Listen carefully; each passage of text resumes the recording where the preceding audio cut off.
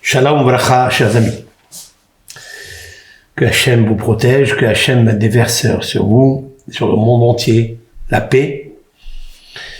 Je dis le mot paix en hébreu shalom, mais shalom c'est aussi la shekhinah. La shekhinah, elle s'appelle shalom. La paix. Il y a une très grande dimension numérique dans le mot shalom. Le mot shalom, il est aussi relié avec Yerushalem, Yerushalayim.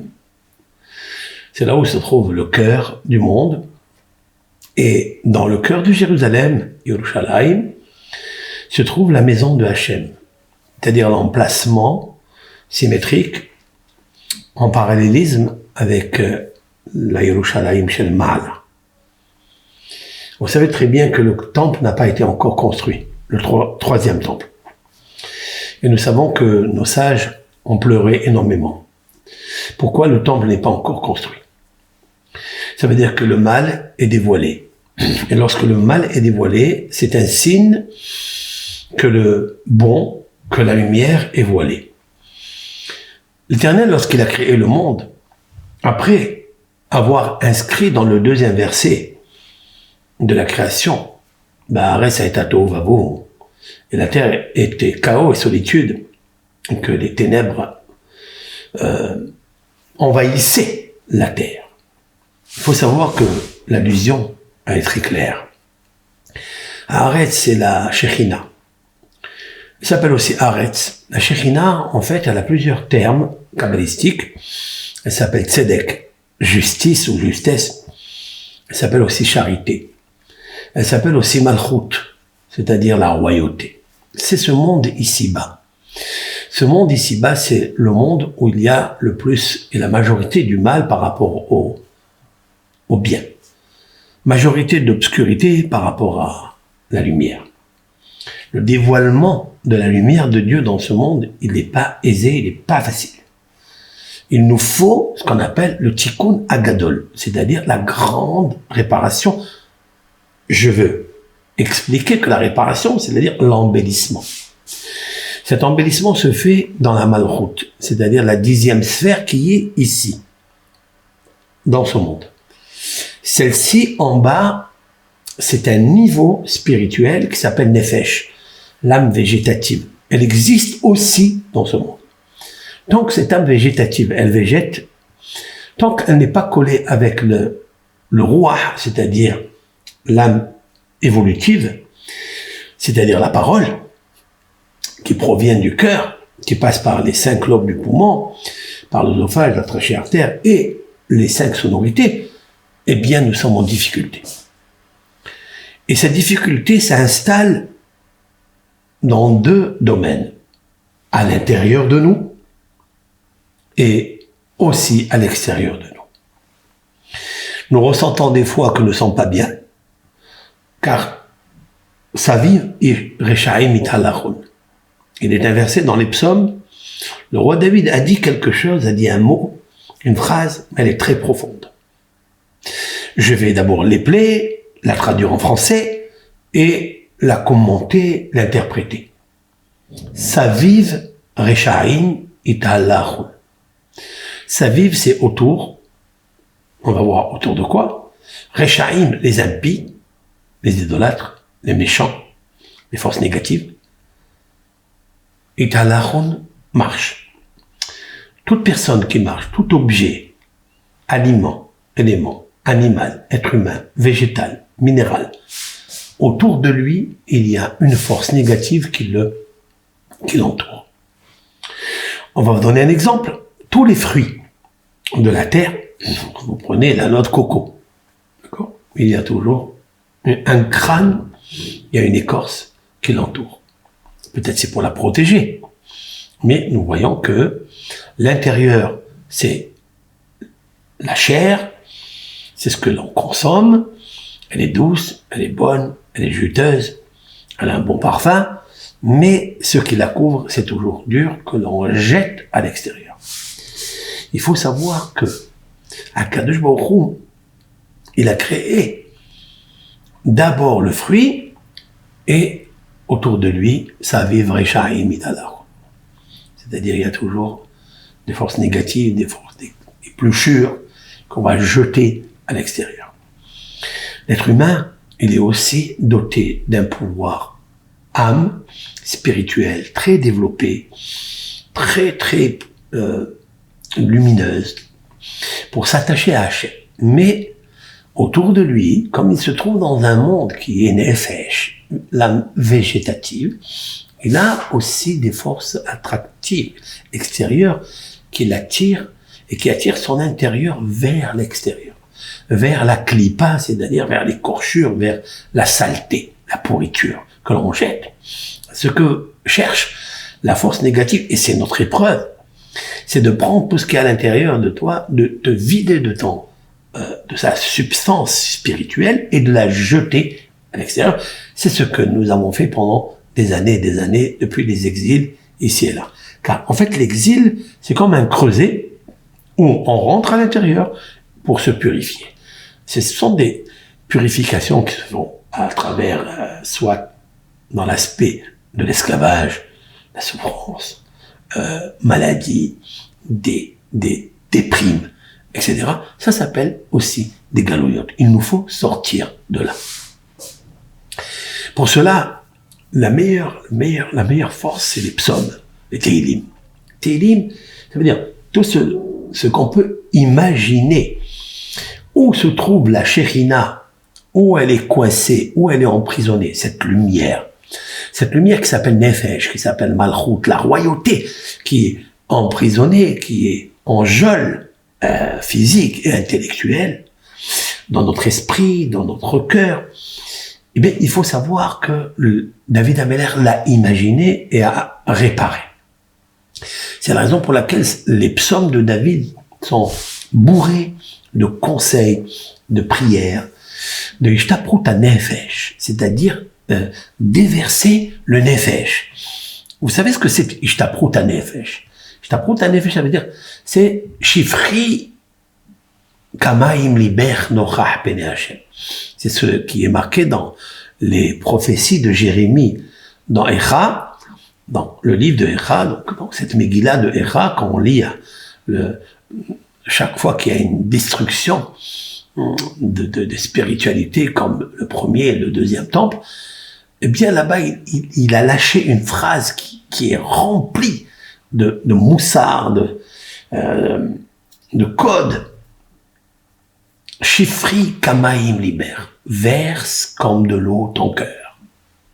Il veut parler ici de Ishtaprut Nefesh. Ishtaprut, ça veut dire un déversement, transvaser ce qu'il y a dans ton cœur. Qui est capable de sortir ce qu'il y a dans le cœur et le transvaser ou le déverser? Qui? Mais lui, il pleure. C'est-à-dire Jérémie, il pleure. Il dit, Shifri, verse. Il parle avec le Nefesh. Kamaim Liber. Toi, le Nefesh, si tu veux t'en sortir de la galoute, tu veux reconstruire le troisième temple, eh bien, verse ce qu'il y a dans ton cœur vers Hachem. Nochach Pene Hachem. Vous savez que le mot Nochach Pene Hachem, face de Hachem, qu'est-ce que ça veut dire? Vous savez qu'il y a 3 forces négatives dont les kabbalistes parlent. Je n'ai jamais parlé de ça dans mes cours, mais on est obligé, pour le tikkun que je vais dire tout à l'heure, on est obligé de rentrer un petit peu dans ça, parce que ce sont les modèles, les prototypes qui se présentent à nous dans nos épreuves.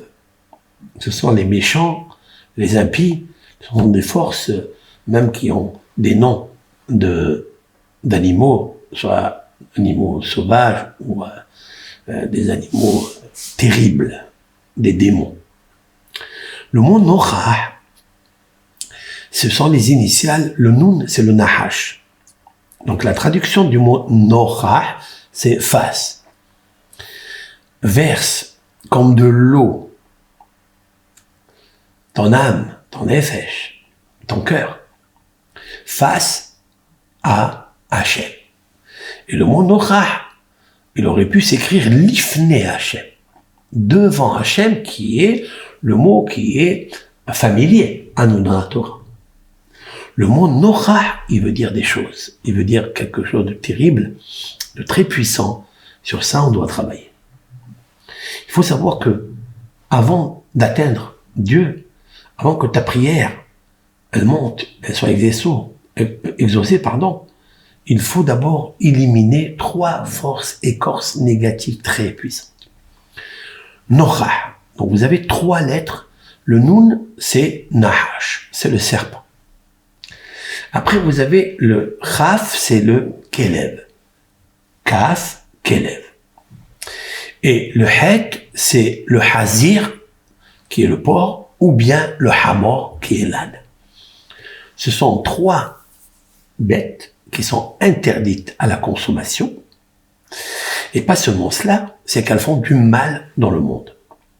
Elles sont là dans ce monde de Nefesh, de Malchut, parce qu'elles ont, elles aussi, un royaume impur, un royaume où ils veulent commander le monde entier. Quand je parle du monde entier, c'est-à-dire toutes les vibrations, toutes les cellules, aliments, éléments, végétal, minéral, animal, être humain, ils veulent tout commander. Norah. Norah, Noun, Nahash, le serpent. Alors, ils sont différents dans leur forme, ils sont différents dans leurs mœurs, et chacun a un caractère spécifique. Il nous faut nous battre avec ces 3 dimensions négatives. Le serpent, le Nahash, le Chaf, c'est le Kelev, c'est le chien, et le Het, c'est soit le porc, le Hazir, comme il se prononce, Hazir, ou bien le Hamor qui est l'âne. Bien sûr, j'ai cité ici 3 lettres, mais 4 animaux. Et ces 4 animaux représentent en fait des exils. Et vous savez, où ils sont pointés, où ils sont postés, où ils ont leur demeure, où ils ont leur royaume, vous le savez où? Ils sont pas loin de nous. Ils sont pas très loin de nous. Ils sont pas dans le ciel. Ils sont pas dans la mer. Ils sont pas sur la terre. Ils sont dans le cœur. Et ici. Et ils sont là. Ce sont les 4 animaux qui forment le prépuce de notre cœur. L'excroissance de notre cœur. Si des fois, nous sommes des menteurs, si des fois, nous avons du venin dans la bouche, si des fois, nous parlons à la médisance, si des fois, nous avons une faucille, nous avons du poison, parce que nous avons une langue fourchue, comme celle qui est le poison fourchu, aiguisé du serpent. Et c'est lui qui parle en nous et de l'intérieur de nous. Ça s'appelle le Nahash, le serpent. Bien sûr, si nous avons des fantasmes, si nous avons des miroitages, il vient de là, comme le Nahash. Ça, c'est Aleph. La deuxième chose, c'est le Kelev, le chien. Le chien, il a 2 forces. Sa spécificité, c'est qu'il aboie. Il aboie, il est audacieux, il est effronté, il est azpanim, c'est-à-dire c'est un visage qui n'a peur de rien lorsqu'il aboie. Et la deuxième chose, c'est qu'il est orgueilleux. L'orgueil. Notre orgueil, notre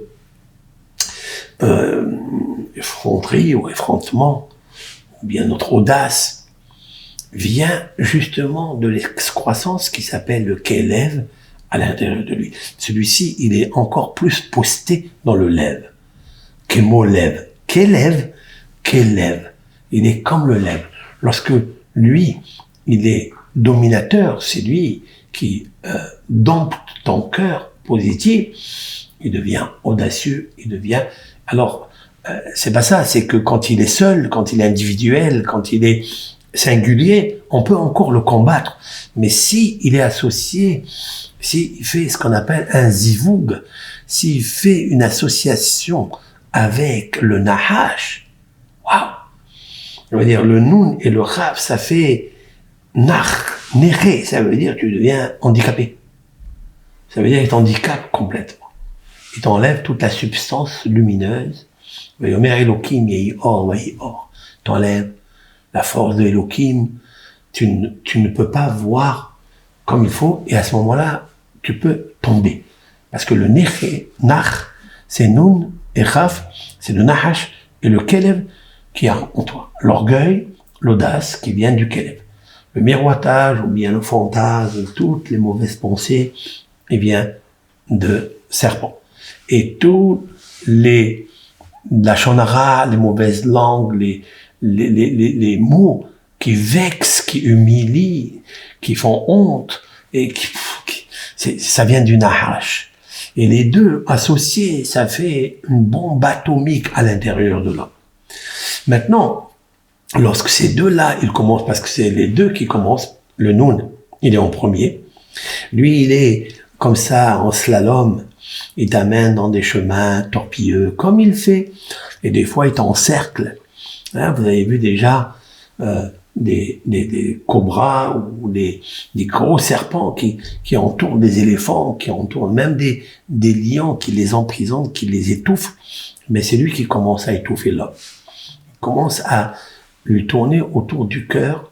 Comme ça, il crée une carapace autour du cœur pour ne pas que les paroles de Dieu, que les versets de Dieu, les prières que tu pries à Dieu puissent rentrer à l'intérieur de ton cœur. Car le cœur, en fait, il est tendre, il est en chair, il est doux, il peut recevoir toutes les bonnes paroles, toutes les prières, tout le salut de Dieu. La parole de Dieu, elle existe, tous les jours, Dieu y parle. C'est faux de dire que Dieu y parle pas. Non, Dieu y parle. Mais aujourd'hui, c'est très difficile d'écouter ces paroles. Ces réprimandes. C'est même son salut. Eh bien, le sauvetage ne se fait que lorsque le cœur reste tendre. Mais si le serpent, il a déjà entouré le cœur, il lui crée la carapace comme la noix de coco. Hein? Ah, ton cœur, il est extraordinaire. Ton cœur, il peut sentir bon, ton cœur, il peut être émotionnel, il peut être sensationnel, il peut être sensuel, il peut être bon, il peut être même compassion. Mais quand la carapace du serpent, elle l'entoure, c'est très difficile, elle l'étouffe. Et en plus, le serpent est un animal considéré tamé. Tamé, ça veut dire, il est impur. Une impureté très, très, très, très, très, très profonde. Alors si lui, il entoure le cœur, ça sera très difficile de l'enlever. Nous verrons justement comment on tue justement ces forces négatives qui entourent notre cœur. Alors, lorsque le cœur il est entouré par le serpent, il est étouffé. À ce moment-là, il y a la force négative, impure du chien, du Kelev qui arrive, c'est-à-dire Roum Levav. Ram Levav. Ram Levav, ça veut dire hautain, orgueilleux. Azpanim, audacieux. Il va perdre la pudeur, le visage de Dieu, l'image de Dieu. Il va le perdre. Et même son intelligence, il va la perdre. Si vous rentrez un serpent à l'intérieur qui étouffe le cœur, il n'y a plus rien. À ce moment-là, il commence à s'enorgueillir, il devient impur. Alors, il n'écoute rien du tout, même si vous lui parlez. Et en fait, c'est de là où commencent les maladies de l'âme. Les maladies de l'âme commencent par ça, parce que le cœur, il est bouché, il est emprisonné. Sans l'orgueil s'installe, l'audace s'installe, l'effronterie ou l'effrontement, je ne sais pas comment on appelle ça, il s'installe, et puis, après, il devient Hamor. Hamor, ça veut dire âne. Quand je parle de l'âne, je ne parle pas de l'animal. Hein? C'est une créature de Dieu. Je parle des aspects de l'âne. C'est-à-dire, c'est quelqu'un qui est, on lui dit bim, il fait bim. On lui dit bam, il fait bam. À ce moment-là, ton cœur, il devient Homer. Homer, ça veut dire matériel. Il devient très, très matériel. Il va chercher les appétits sexuels, matériels. Il va chercher les appétits de l'argent, de faire n'importe quoi. Il va chercher la boulimie de la nourriture. Il va devenir bête. Voilà. Comme le hamor. Comme le hamor, ça veut dire il entend, on lui dit ça, fait ça. C'est qui est-ce qui guide qui est-ce qui chevauche, j'allais dire, l'âne? Ben, ce sont deux forces négatives. L'une, la première s'appelle le serpent, la deuxième, elle s'appelle le Kelev. c'est-à-dire le serpent, c'est le vicieux, c'est le malin, le malicieux, et le chien qui est audacieux. Alors où sont les cieux?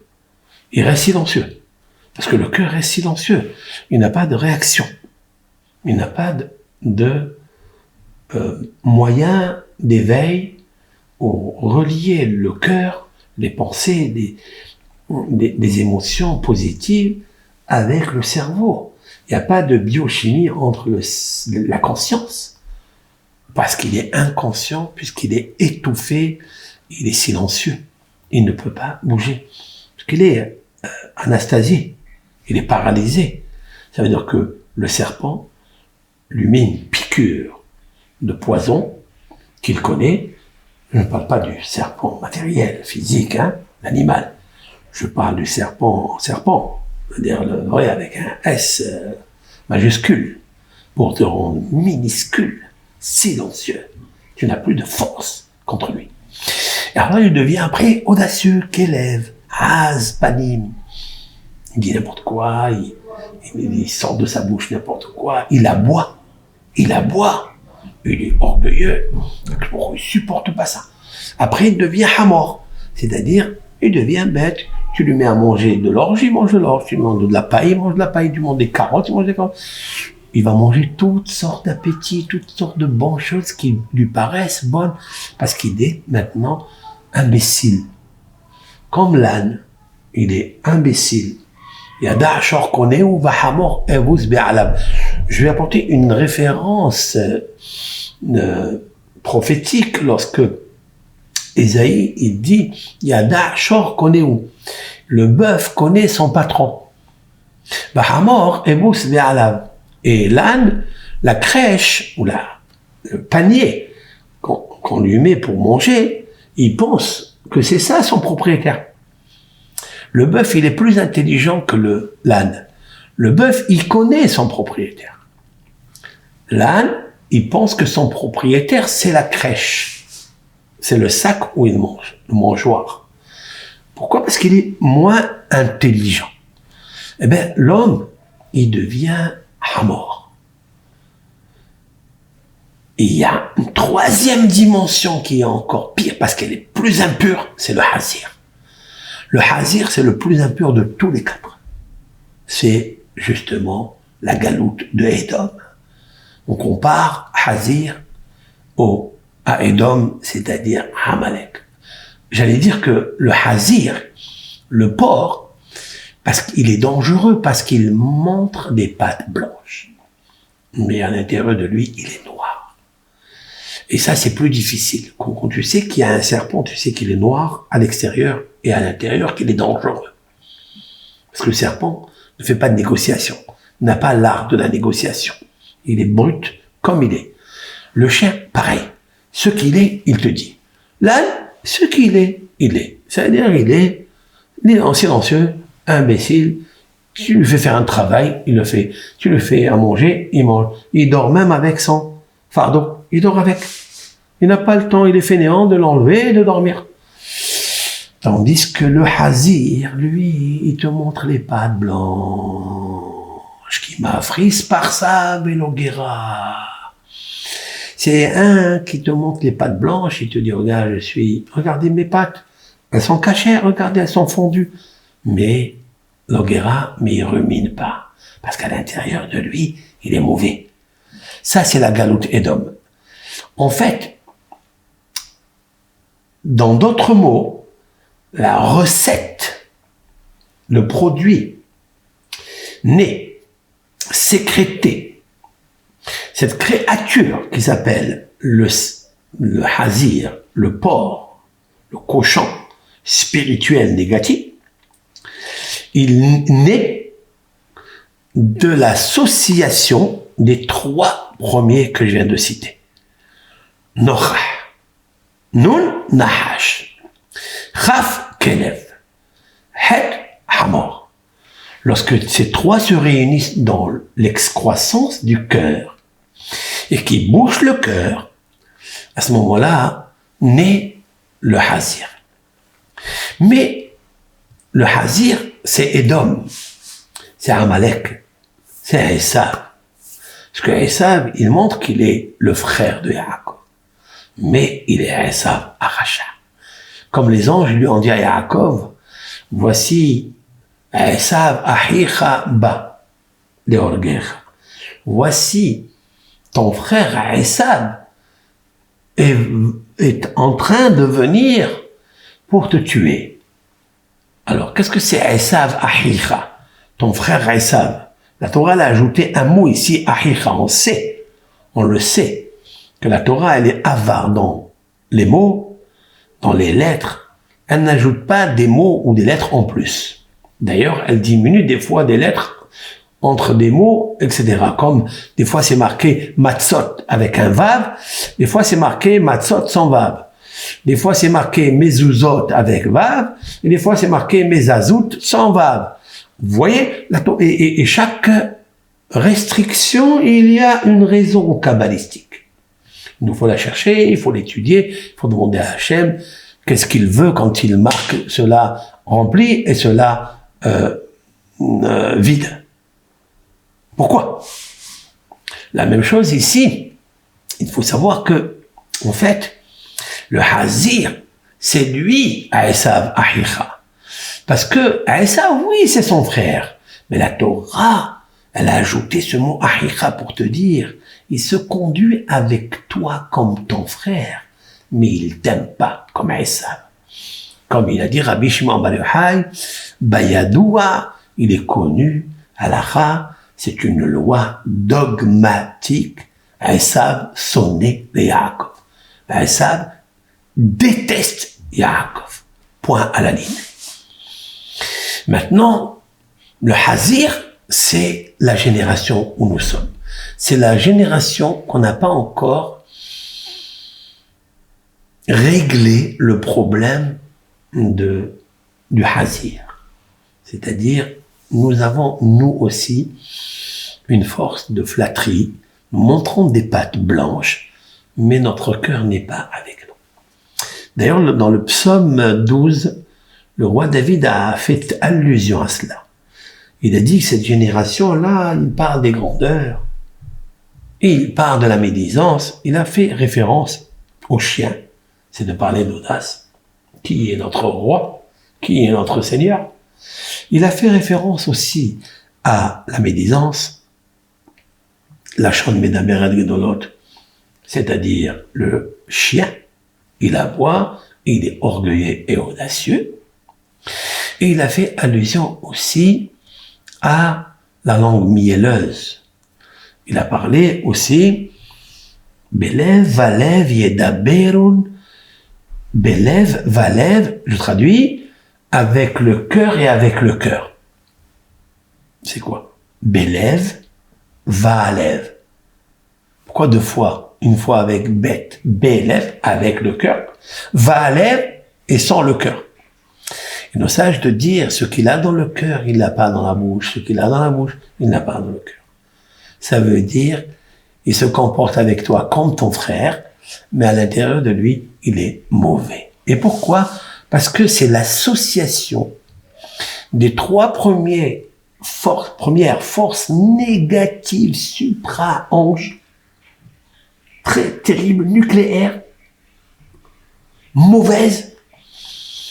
Là, le défaut, la carence du fantasme, de la médisance, de la langue mielleuse, la force négative du chien, l'aboiement et l'orgueil, et aussi la course au plaisir charnel, et le hamor. Cela, ces deux-là, ils anesthésient le cœur de l'homme à le rendre bête, sot. Voilà, imbécile. Il devient homer. Homer, homriout, veut dire matériel, physique. C'est un matériel, ça veut dire tout ce qui est bas. Nefesh. Nefesh, c'est ça. C'est ce royaume dont je parle, moi. C'est un royaume spirituel, mais il est très très bas. Et puis ces trois, en même temps, donnent une créature nouvelle. Celle qui est en même temps les pattes blanches, la langue mielleuse, Il te parle avec le cœur, mais sans le cœur. Belev alev daberu. Et le roi David, dans ce psaume, il prie, il dit, Yachrek Adonai kol sifte halakot. L'Éternel n'a qu'à retrancher. Il prie. C'est-à-dire, il prie pour notre génération, parce que le roi David est en train de prophétiser la destruction du premier temple, la destruction du deuxième temple, et il prie pour la reconstruction dans la même place à Jérusalem, dans le cœur de Jérusalem, sur la montagne de Sion, dans le Kodesh HaKodashim. Il prie que là où le Kohen Gadol, le grand prêtre, va rentrer avec une langue propre, avec une langue de piété, une langue avec un cœur bon. C'est Aaron à Kohen, c'est le Shalom. Il veut rentrer dans le cœur de Jérusalem, le cœur du cœur, et prier au cœur du ciel, la Bat Esh Bashamai, la flamme dans le cœur céleste. Dieu, sa source de bonté et de Shalom, la Shekhina, la faire descendre vers le bas pour déverser au monde toute la puissance que nous attendons, le salut et la Géoula de la Shekhina. Et là, il n'arrive pas. Il sent qu'il va y avoir des difficultés. Ce sont nos difficultés. C'est la désinformation plus que la guerre physique des armes. Voilà. C'est tout. Montrer des pattes blanches, c'est la désinformation. En te disant que je t'aime, en te disant que ceci, cela, mais le cœur n'y est pas. Parce qu'il faut travailler pour obtenir un niveau spirituel dans le cœur. Madrigat alev, moah velev, le cerveau et le cœur, sagesse, habad, hurma, bina, ta'at. Il nous faut acquérir cette sagesse de plénitude, cette intelligence tranquille, cette force de l'amour qui est dans le da'at, c'est-à-dire l'union. C'est tout ce qui est magnifique, ce que Dieu a attendu de nous. Bien entendu, nous nous sommes étendus et maintenant nous sommes tendus. Nous sommes étendus dans les galouillottes, dans les exils, on ne sait pas. En itanu yodeh adma. Personne ne peut savoir jusqu'où va aller cela. Un il dit la bombe atomique, la guerre nucléaire, l'autre il dit le Mashiach il est là, l'autre il dit ça. Tout ça c'est bien. Il nous faut prier, comme dit les Mfarshim, le Gaon Ben Ishai, Alav Shalom, le Baal HaTanya, le Rabbi Shlomo Miladi, il l'a dit, qu'il nous faut prier pour la Géoula, pour la délivrance. Mais de quelle délivrance s'agit-il? Ça n'est pas la délivrance de toi pour sortir de ta souffrance. Ne prie jamais à ça.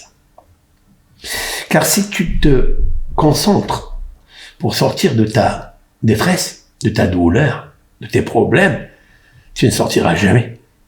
Et aucun ange qui va recevoir ta prière va l'amener devant le trône divin. Mais il nous faut prier pour la Géoula, sa Géoula, sa lumière, sa Shekhina. C'est pour ça, le Baal HaTanya a dit quelque chose de magnifique.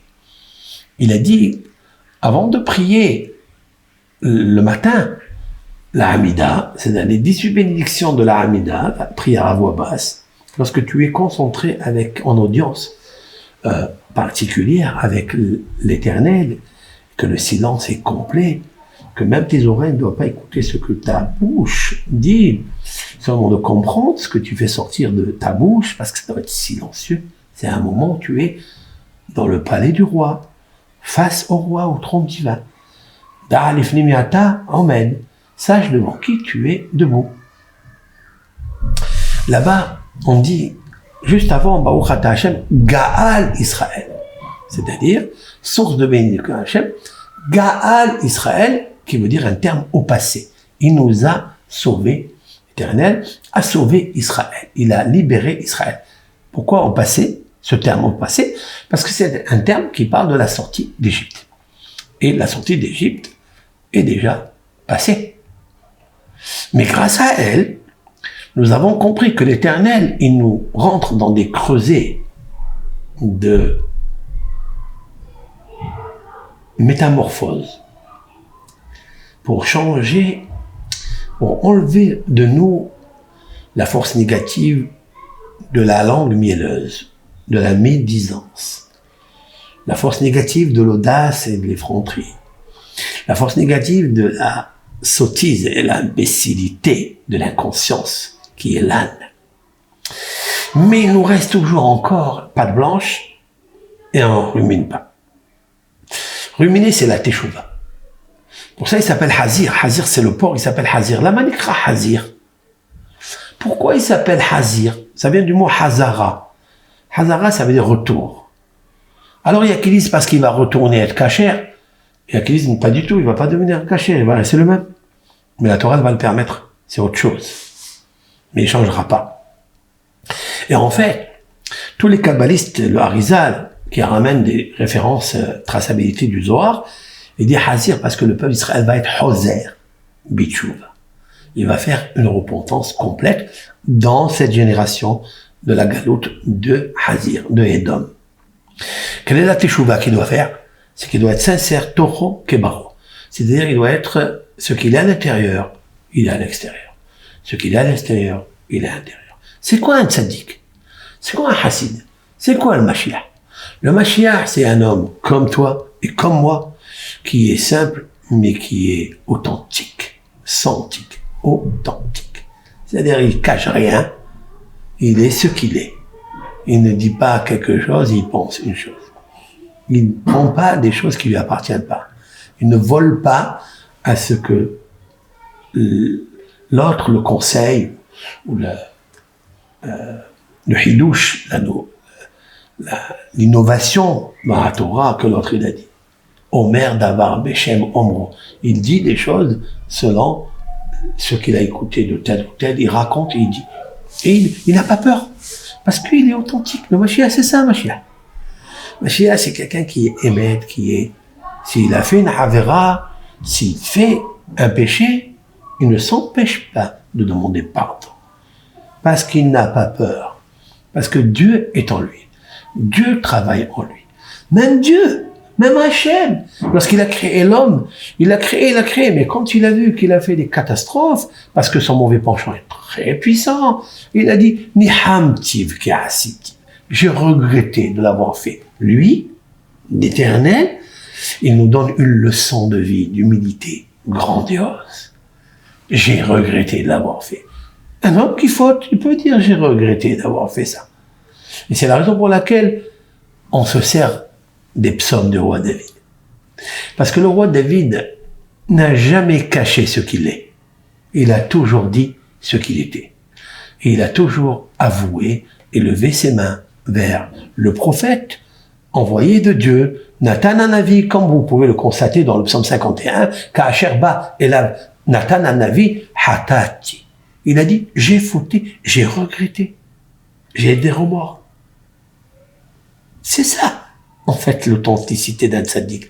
C'est un homme qui circule avec toi, qui mange, qui est marié avec une femme.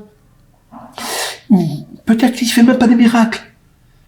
Les miracles, c'est pas l'essentiel. Les miracles, c'est Dieu qui les fait. Oh, c'est Niflaot Levado. L'Éternel, c'est lui seul, c'est marqué. Il y a un texte, personne ne peut déroger ce verset. On sait Niflaot Levado, c'est l'Éternel qui fait seul les miracles. Donc il faut être authentique avec soi-même. Et c'est ça ta beauté, c'est ça ta merveille. N'essaie pas d'imiter les autres. N'essaie pas d'être quelqu'un que tu n'es pas toi. À force d'être l'autre, tu rentres dans l'enfer, malheureusement. Sache quoi faire de ce que Dieu t'a donné. Comme a dit Ben Zoma dans les Maximes de nos pères, qu'est-ce qu'un homme riche? En quoi consiste un homme riche? C'est pas celui qui a des fortunes. Pas du tout. La plus grosse fortune, c'est de savoir qui tu es et être content de ta part. Alors, tu as un départ magnifique de ta vie. Ne regarde pas ce qu'il y a. Quand tu regardes l'autre, c'est que tu veux être comme lui. Tu veux être comme lui alors que tu n'es pas toi-même, tu n'as pas les moyens de l'autre, tu n'as pas l'intelligence peut-être de l'autre. Tu deviens un serpent parce que tu vas parler à la médisance. Tu commences à fabuler, à miroiter des choses qui sont pas vraies, c'est des cauchemars après. Ça se traduit en catastrophe. Après, tu deviens orgueilleux parce que, en fait, tu n'as pas la chose et tu penses que tu l'as parce que dans ta tête, le serpent il t'a fait miroiter, donc ils sont associés les deux. Tu deviens orgueilleux, etc. Et puis après, tu deviens bête. Après, tout le monde va ressentir qu'en fait, tu n'es pas toi-même.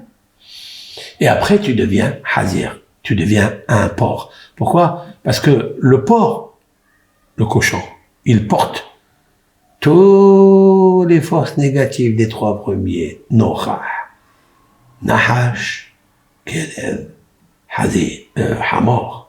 Et c'est ça le hazir. Il va faire une flatterie à l'un pour obtenir de lui un sourire. Il va faire pour obtenir de lui un cadeau. Il va faire à celui-là. Veha mahnif en takhlit lene'evadav. Le devoir des cœurs, Rabbeinu Behaye Ben Pekuda Dayan, dans son livre Le devoir des cœurs, Havot al-Vavot, dans le Sha'ar HaBitachon, dans le portique de la confiance en Dieu. Car si tu n'as pas cette confiance en Dieu, ça veut dire la première confiance que tu dois avoir en Dieu, fais-lui confiance que comme il t'a fait, c'est le meilleur. Et tu es entre des bonnes mains. Tu as un visage comme ça, ou un nez comme ça, ou une oreille comme ça, ou une bouche comme ça. C'est pas la peine d'y aller faire l'esthétique pour aller arranger, parce que l'esthétique, c'est un tic. Garde l'éthique et l'apostrophe et ne sois jamais apostrophé. Parce que celui qui se colle à Dieu, qui est à l'image de Dieu, qui a la confiance en Dieu, il est dans l'éthique. Il est vraiment dans l'éthique, et pas dans l'esthétique.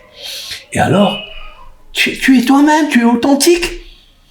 Mais si tu essayes de changer, tu vas arriver à devenir un porc. Et là, tu rentres dans toutes les poubelles pour manger. Le porc, il n'y a pas un traiteur qui va les faire à manger.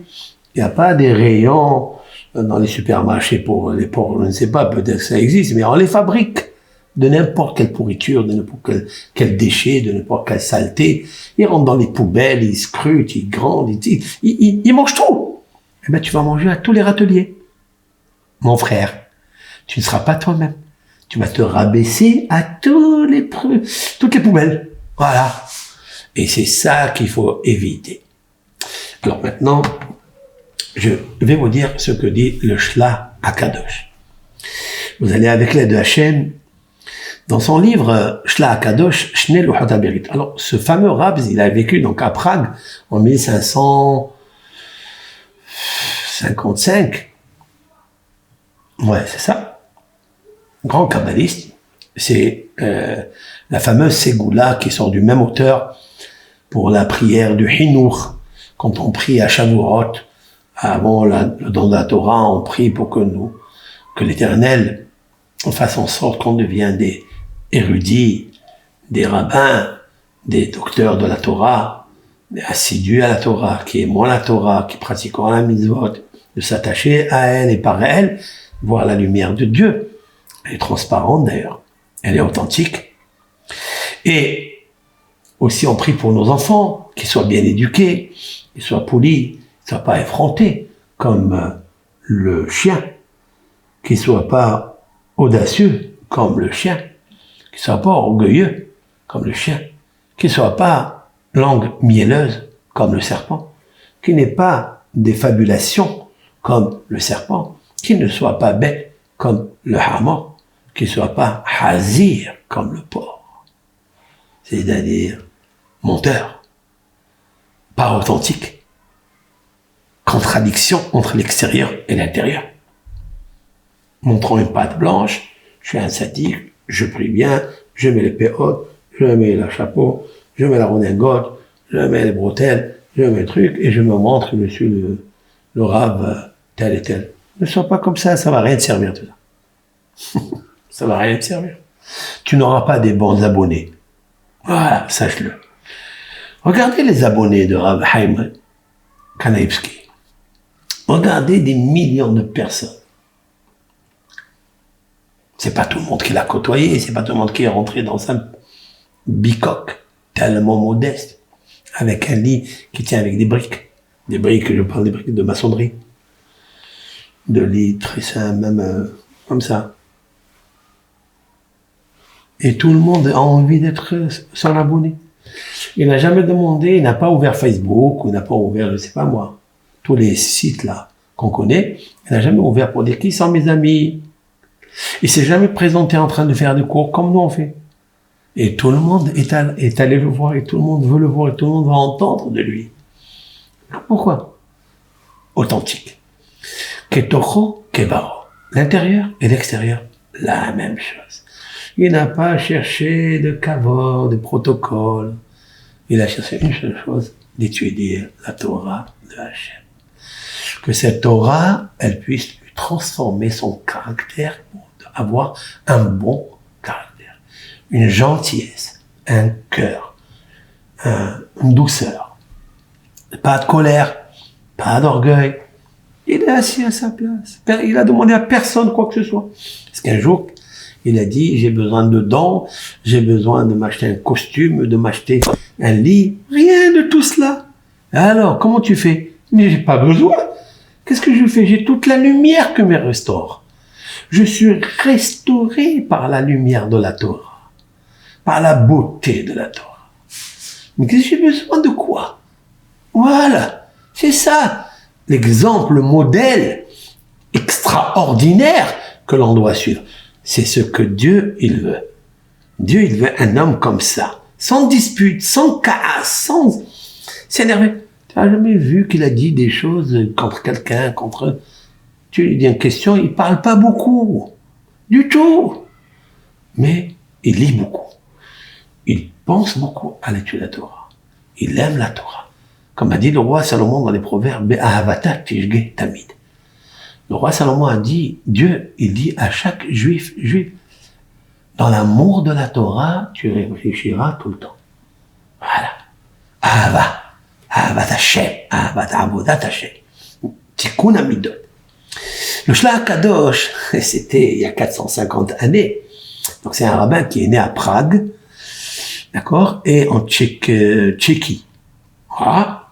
Et il est enterré à Tibériade, dans le mot à côté des grands tzadikim, Rabban Yohanan ben Zakkai, qui a vécu au deuxième temple, le maître de Rabbi Akiba, et le maître de tous les grands, Rabbi Eliezer ben Orkanos, très très grand grave. Et vous avez là-bas Maïmonide, le grand mausolée de Maïmonide. À côté, vous avez Rabbi Avraham Alevi Horowitz, l'auteur du Shlach Kadosh. Shnei Luchot HaBerit, c'est pour ça qu'on l'appelle, c'est l'acrostiche de, comme il est marqué dans la Torah, les deux tables de la loi. Alors dans ces tables de la loi, il a marqué là-bas. Et dans Ner Mitzvah, dans le chapitre Ner Mitzvah, à partir du chapitre, là-bas je crois, 93 jusqu'à 95, il a écrit ce qu'il appelle, lui, le Tikkun Agadol, la Géoula. C'est-à-dire le grand Tikkun, la Géoula.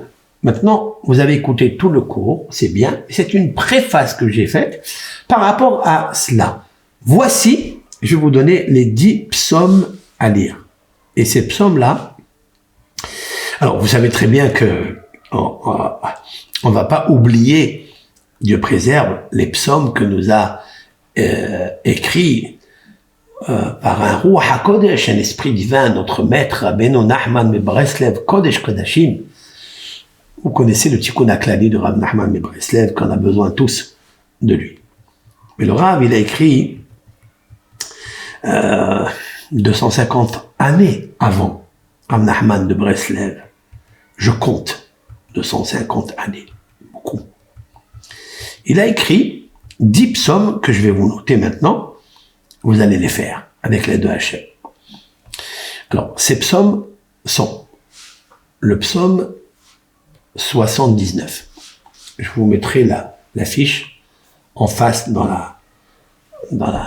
l'emblème de la vidéo.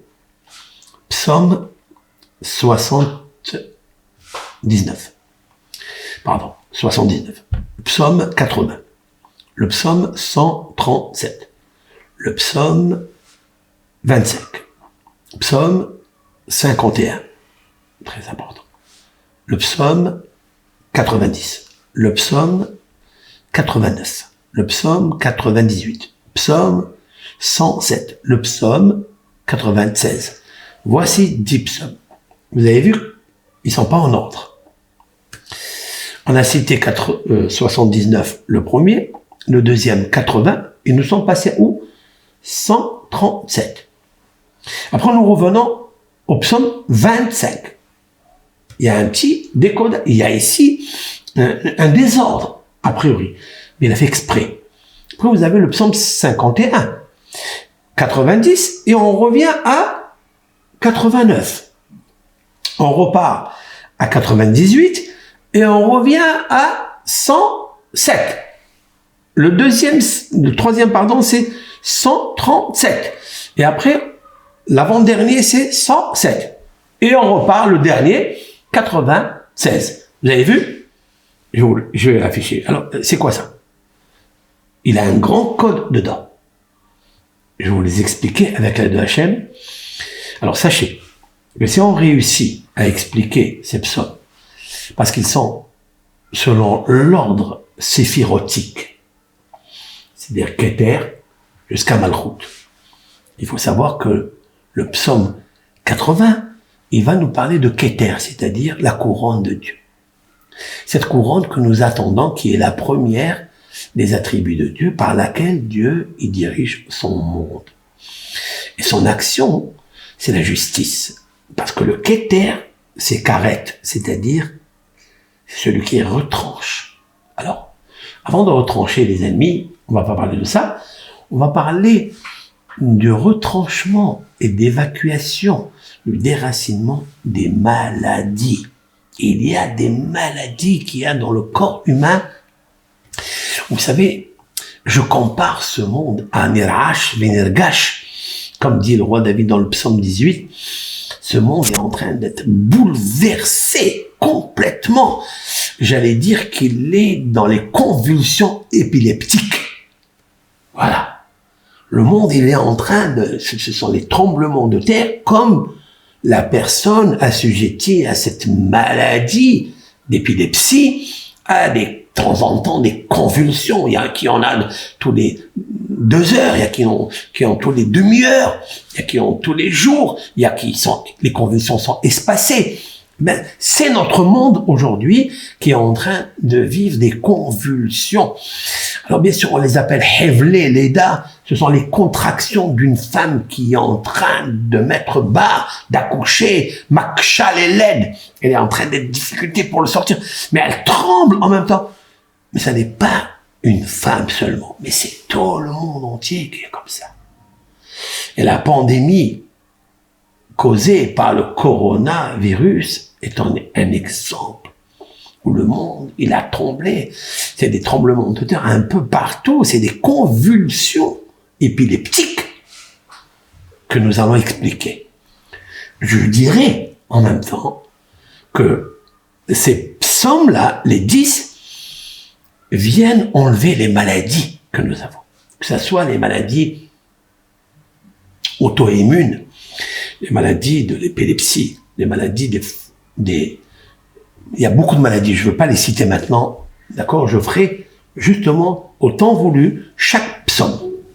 Je commence avec le Keter, c'est lui le psaume, c'est incroyable, le psaume 79 que le Rav a inscrit, parce qu'à l'intérieur de ce psaume, il y a des mots, ce sont des remèdes, ce sont des guérisons pour les maladies. Après, vous avez le fait, c'est la Horma, c'est la sagesse. Après, vous avez la Bina. Au fur et à mesure, j'expliquerai, jusqu'à Tzadik Vav. Tzadik Vav, c'est 96. C'est Malchut, c'est-à-dire comment enlever les 4 forces négatives que je viens d'expliquer. Shifri Kamaim Liber Nocha, je reviens au verset cité par Jérémie. Shifri Kamaim Liber verse comme de l'eau ton cœur. Nocha, face à Hachem. Tu veux aller face à Hachem? Il faut enlever d'abord Nocha. Nun, Chaf, Het. la kelipa c'est-à-dire la force négative, l'épluchure, la pourriture du nahash, du serpent, après du kelev, du chien, et après du hamor, et après de l'âne, l'imbécilité, la cupidité, etc. Et le hazir sera réglé. Voilà. Voilà donc ce cours qui va être avec l'aide de Hachem, préparé et repréparé.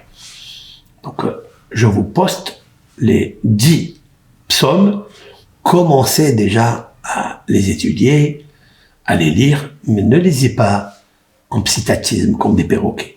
Il faut lire avec la compréhension, c'est-à-dire avec une brisure du cœur, parce que Dieu aime un cœur brisé. Voilà. Il faut embraser par la chaleur émotionnelle d'un vouloir, d'une volonté intense de ton âme, même si maintenant elle ne réagit pas, parce que le cœur, il a ces 4 exils à l'intérieur, excroissance en modèle animal, bête féroce, impur, avec des carences caractères pourris, eh bien, on va essayer d'enlever les tumeurs qu'il y a dans le cœur, grâce à ces psaumes. Lorsque se dévoilera le cœur comme Dieu l'a créé, comme Dieu veut qu'il soit, alors commence la lumière à éclairer dans le corps, qui est l'exil où se trouve l'âme. Lorsque l'âme va retrouver sa lumière à l'intérieur du corps, elle va la commander, c'est-à-dire la gérer, elle va la financer, elle va l'alimenter par sa lumière, par ses conseils qui se déversent en elle par Dieu, parce que là, elle est en contact. Alors à ce moment-là, la lumière se dévoile. Lorsque la lumière se dévoile, le mal, l'obscurité, ça me nuise. Et donc, dans ce monde terre à terre, commence un petit peu à éloigner les forces négatives, à jeter les écorces qui se trouvent dans la noix de coco.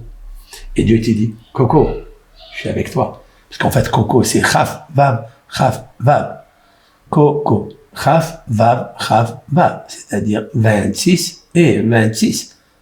Kaf, Vav, 26. Coco, 26. Ça fait 2 fois 26.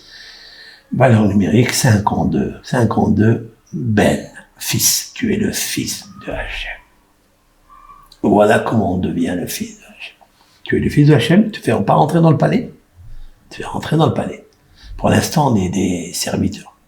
On est des esclaves. On est esclaves chez l'autre. On est esclaves de nos passions, de nos pulsions, de nos flatteries, de notre orgueil, de notre audace. Puisse Hachem ouvrir les cieux et nous enlever de ne pas être audacieux, de le connaître. Voici donc ce Tikkun Gadol la Géoula que nous a enseigné à lire Rabbeinu Akadosh Avraham Alevi Horowitz de Prague. Baal, l'auteur du Shla Akadosh. Bracha, Ve'atzlaha, Hazrat Hashem.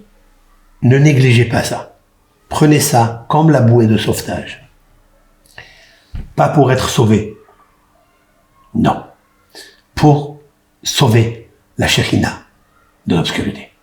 La lumière de Dieu qui est en nous. À sortir de ces 4 exils, excroissances qui habitent en nous. Nahash, Kelev, Hamor, Hazir. C'est ça qu'il faut retenir.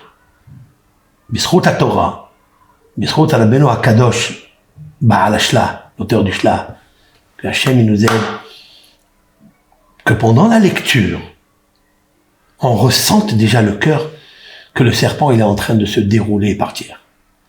On ressent que l'imbécilité de l'âne elle est en train de nous quitter. L'audace et l'orgueil, l'effronterie du chien, elle est en train de partir. Et l'authenticité, qui est l'embellissement de notre corps, bouche, cœur, c'est en train de s'améliorer. Pour que le hazir, ou le porc, il se transporte ailleurs et qu'il nous quitte, c'est-à-dire toutes ces forces négatives. bracha, be'atzlaha. Et on demande la Géoula, Shelema, pour la Shekhina. Amen, amen. Kol tov.